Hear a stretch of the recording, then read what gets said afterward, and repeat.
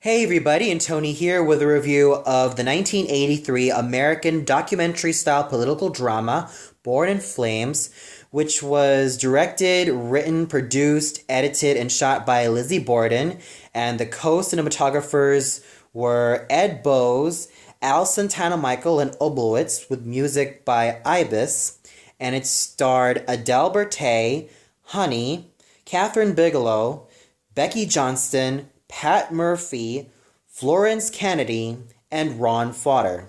Now, I was introduced to this film thanks to a filmmaking group that I got myself into, and I never heard about this film before until the head of this group showed me this film, or introduced me to this film, and even showed me a link of where I had to see it. This was in Vimeo, by the way.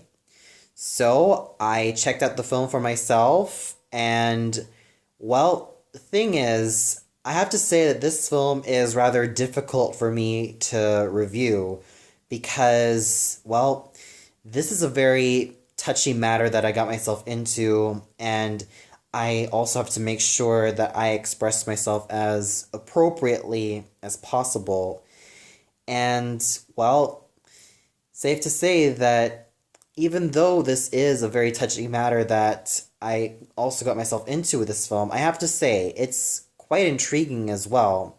Basically, this film took place 10 years after the most peaceful revolution in America, but at the same time, there were also like fights for equal rights for women, and especially for homosexuals at the time, equal justice for everyone, and well, this film, like I said, it's rather difficult for me to talk about because some of these topics that were touched on this film could also be reflected on today's society, especially in America. And, well, it also does speak well, and this film, Born in Flames, is probably not going to be for everyone to watch. So let's get on to what I thought about the story, the cinematography, and, well, the acting and the characters in this film, and even the music.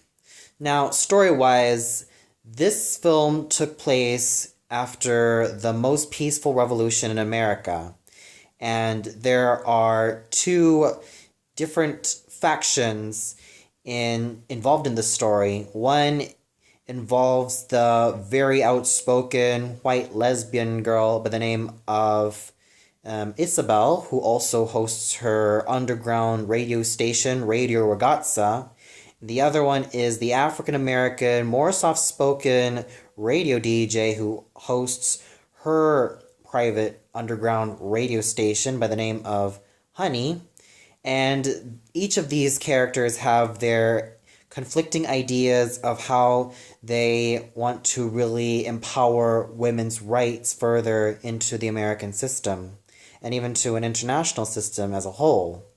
Along the way, they are also dealing with a lot of troubles at the time as well, especially considering that there is also one young woman who is also presumed to be the head of this women's rights group by the name of Adelaide Norris, who is a college student and also works part-time as a construction worker and is also an athlete. A very well-rounded young woman who is also about to have her life somehow on the line. Now, this film is really tough for me to talk about without giving away any spoilers. But as I said before, this is not going to be for everyone. It's probably not going to be for everyone who probably might feel kind of sensitive about this film. But if you really give this film a chance, you probably might be able to find something interesting and probably will find something, well, eye-opening, especially during the time of how people lived in the 1980s when it was a really tough time, especially for the States. But in all fairness, this film doesn't take its subject matter too seriously. At least it does, well, lighten the mood up a bit with some bits of humor. I especially love that little rap that Isabel gave, the one that goes, How how does one illuminate a dark and lonely sky? I really loved the way she said that poem. I really felt that it really does, well, give a little bit of lightness to this entire film. So it really is a thought provoking story that really does take me back to a time where certain rights needed to be rectified, and I could also say that it also does speak well to today's society. And, well, that's pretty much it for the story. It's very thought provoking, it's very much exciting from beginning to end. It never left me bored, and sure, sometimes the focus can go a little bit awry, but nonetheless, it's able to give everyone's side of the story a chance to speak out, a chance to really let their voices out, and just really allow themselves to really tell what's going on in the face of America when it comes to lesbian women or even women in general. This really does speak to a lot of people, especially those who've lived in that time. Though it's not going to be an easy watch, it still is quite beneficial to know what has happened back then. And the cinematography, now you could really tell that this film was basically made on a very low budget, and you could really tell that this also has a very gritty and very realistic feeling to this film. Of course, it looks like it doesn't really age so well by today's standards, but it's also to really invoke a sense of history, invoke a sense of what it's like at the time. And considering that this was made back in 1983. Now, when you look at the film and you even look at the quality, you might think this was probably made back in the 1970s. It also did have that feel as well. So overall, the cinematography, while it hasn't really aged so well with time, it still does a very great job in really showing a lot of the realistic shots and even how realistic it is in its execution. It really is raw cinematography, totally there, even though these days it probably hasn't aged so well. But it still does a very great job in terms of the shots and in terms of the angles that it has, giving it a more realistic feel of what it was like in the 1980s. And the music, this film does make a great use of reggae, pop, and some rock in between. Now, I will say that the Born in Flames song sung by Red Crayola was really fascinating and really catchy, but sometimes this song did get overplayed like for a total of 4 times. For me, I kind of find it rather jarring, as I probably would have loved to have a lot more variety or even other songs that speak about this film. Of course, we did get that, other varieties like a woman's cover of No Woman, No Cry, which I thought was really well done. And even though I probably would have loved to have a lot more or different varieties of music, different varieties of songs that also speak to this film, I have to say that the Born in Flames song was really, really energetic, and it really got myself really into this film, and especially considering that Red Crayola, though I haven't really heard of them before, I have to say that this is definitely an eye-opener. I'm sure not a lot of people will have their opinions differentiated by how they think about Red Crayola as artists, but I definitely have to say that their song of Born in Flames I thought was just really well done, even though it does get a little bit overplayed from scene to scene. But still, at least they could also use some of the different songs used in this film, mostly covering reggae, pop, and rock. The characters are also quite fascinating, but they also feel like real people. Basically, it's also helped by the fact that at times I also felt that this entire movie almost felt like it was unscripted. So you have Isabel, who is a very outspoken and very down to earth young woman who is rather level headed and very intelligent for her age, and quite someone who has a very warm and pleasing personality. And you even have Honey, who is the more soft spoken radio DJ, who has a very, very powerful presence, so to say. And when I saw her shaving her head, I almost felt like my heart was really going out to her in that situation. And then you have the character of Adelaide Norris. Now, her character isn't really that seen all throughout the film as much, though it does revolve around her, especially what happened to her later on. I'm not going to spoil it, but you'll have to find it out.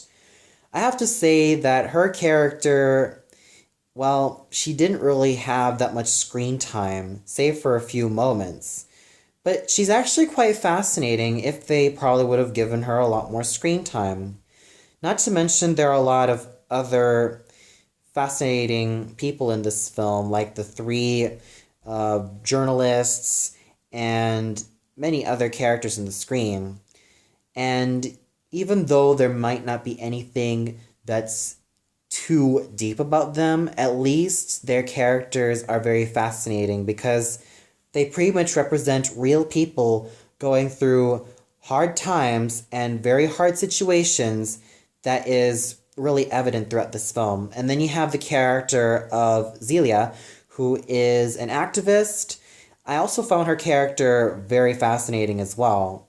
So I actually found a lot of the characters in this film very real, very human, and really much fascinating. And I also felt like there was no one who was painted black and white, which really does make the film stand out on its own. Because there's no one who is pure good, there is no one who is pure evil. There's just people going through really rough times and trying to find a cause and really fight for their cause in order to make it in this world. And not to mention the acting, I thought was just really raw and very much unscripted would pretty much be the most appropriate word with this film. Especially with the likes of Adele Bertay's Isabel. Adele Bertay really gives off a very down-to-earth and very much a very cool presence with her as Isabel. Honey really is also a performer I really would have loved to see a lot more of. She really does give a very cool and very, very tough personality to Honey. And especially her speech at the climax, I thought was just really, really well done. So what I felt about the acting in this film was that it feels very unscripted, very raw, and very real. Really working off of each other as if though I were to see real people. As if I were to see a documentary fold or unfold before my very eyes. Which is basically what this film really was. So overall, I have to say that Born in Flames was pretty well done. It's not going to be for everyone, and not a lot of people will take too kindly to this film.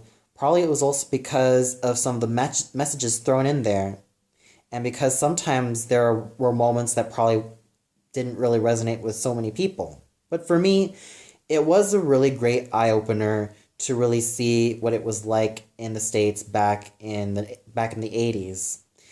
And it was also quite interesting as well, and it was also a very great introduction to the filmmaker Lizzie Borden in terms of her works. Sure, at times I do wish that some of the characters got a little bit more screen time, but for what it was worth, I have to say that this film was really thought-provoking and really well done. And with that said, I give this film a well-deserved 4 out of 5 stars. Even though it did have its flaws, it's very minor. It's not going to be for everyone, but I highly suggest that you go check it out. You won't be disappointed, especially that you'll get something new and something that probably will speak to you as well as a person, especially if you've lived in that time. Well, that's all for now. Be sure to tune in much later where I review Courage the Cowardly Dog as part of this Halloween, well, series of reviews. Even though this film that I managed to review isn't really part of Halloween, but regardless, I'll probably review Courage the Cowardly Dog later tonight as part of this month of Halloween. So until then, see you later, everybody.